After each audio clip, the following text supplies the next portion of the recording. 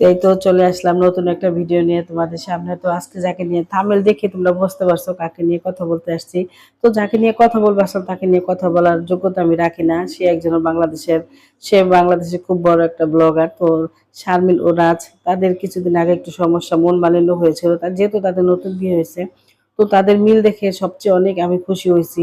তো যেহেতু রাজ আর শারমিন আমার ছোট ভাই বোনের মতো, তো তাদের মিলটা অনেক খুশি হয়েছে। আল্লাহ পাক তাদেরকে একসাথে সুখে শান্তিতে রাখুক, সারা জীবন যাতে একসাথে তারা থাকতে পারে।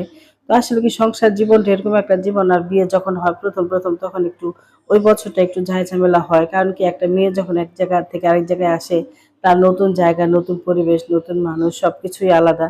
আর একটা পুরুষেরও একটু একটা নারীকে চিনতে সময় লাগে। ওই যে আমাদের মিজানুর রহমান হুজুর বলছে যে নারী এমন জিনিস, নারী বুঝলে নিয়ামত, না বুঝলে কিয়ামত। তো একটু নারীকে একটু বুঝতে সময় লাগে। তো যাক আলহামদুলিল্লাহ সবশেষে তাদের মিল হয়েছে, আমার কাছে খুবই ভালো লাগছে। তাদের ভিডিও আমি সবসময় দিই, রাজ আর শারমিনের ভিডিও খুবই ভালো লাগে অবশ্য। তারা আমার বয়সের ছোট ভাই বোনের মতো। আবার সবচেয়ে বড় কথা, শারমিন আমার বিক্রমপুরের মেয়ে। তো সব মিলিয়ে খুব ভালো লাগলো। তো শারমিন, একদিন তোমাদের বাসায় অবশ্যই যাব। তো এই তো সবশেষে চলে আসলাম, এখন এই যে খাট কিনে নিয়ে আসলাম বাসায়।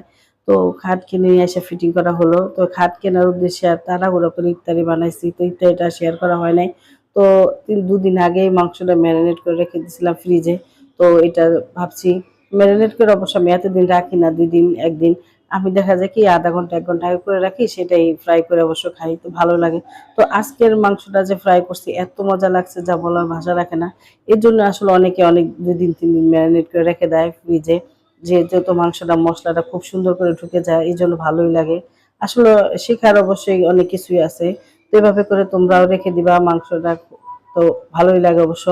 আর এটা আমরা রাতের খাবার অবশ্য, ইফতারিটা অবশ্য শেয়ার করতে পারি না, কারণ সারাদিন অনেক ঝামেলা গেছে, তো যার কারণে।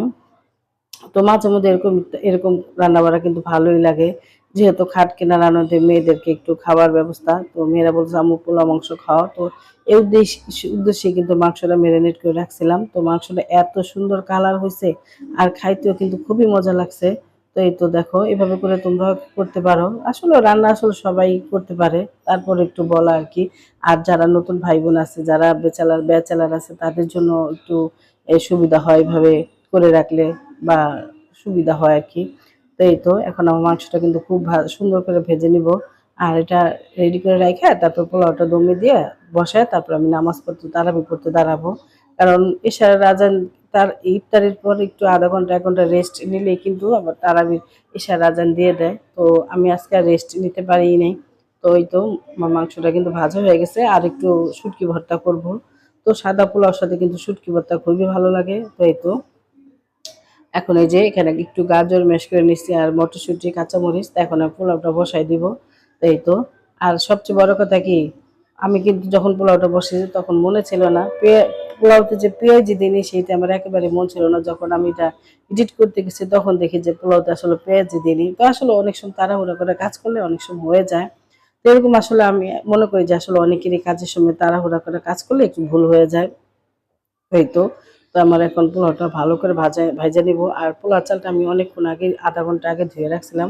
আর পোলাও চালটা একটু আধা ঘন্টা আগে ধুয়ে রাখলে কি হয়, দেখা যায় চালটা সুন্দর হয়ে যায়, পোলাওটা ঝরঝরা হয়, একটু হয় না। আর আমি সবসময় এভাবে রান্না করি। তো আমার পোলাও কিন্তু খুবই সুন্দর ঝরঝরা হয়েছিল। আর গাজরটা দেওয়াতে খুবই সুন্দর হয়েছে পোলাওটা। আসলে এই গাজরটা দিলে কিন্তু কালারটা একটা সুন্দর আসে সাদা পোলাওর ভিতরে, আর মটরশুঁটিটাও খুবই সুন্দর লাগছিল। তো এইভাবে রান্না করলে অবশ্যই ভালো লাগে, তোমরা এইভাবে ট্রাই করতে পারো। তো এই তো এখন আমি দিয়ে দিব গাজরটা। খুবই ভালো লাগছে দেখতে আসলে কালারটা, আসলে সাদার ভিতরে এরকম কালার খুবই সুন্দর লাগে। আসলে এভাবে আসলে দেখি অনেকে এখন রান্না করে, তো খুব ভালোই লাগে, কিন্তু আসলে খাইতে কিন্তু খারাপ লাগে না। আর সাথে করছিলাম লাল লাল শুটকি ভর্তাটা। তো শুটকি ভর্তাটা অবশ্য শেয়ার করতে খেয়াল ছিল না। তো পরে দেখি যে শুটকি ভর্তাটা ভিডিও করতে মনে ছিল না। আসলে অনেক সময় হয়ে যায়, তাড়াহুড়ার কাজ তো। আর রমজান মাস যেহেতু, একটু আজকে বাহিরেও গেলাম, খাট কেনা নিয়ে আর একটু ঝামেলা গেল। তো খাটটা অনেকদিন যাবত কিনবো কিনবো করি, কিনি না। তো এই খাটটা ছিল আমার শ্বশুরের চিহ্ন। তো এই জন্য তোমাদের ভাইয়া খাটটা চেঞ্জ করতে চায় না। তো বললাম যে খাটটা আসলে অনেক পুরনো হয়ে গেছে, ভাবি একটু চেঞ্জই করে ফেলাই। তো এই তো সেই উদ্দেশ্যে ঈদের আগে খাটটা চেঞ্জ করলাম।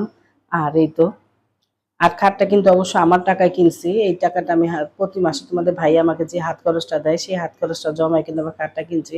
তো এই তো খাটটা কিনে নিয়ে আসলাম। আর এই তো খাটের উদ্দেশ্যে আজকে সবাইকে টিপস দিলাম।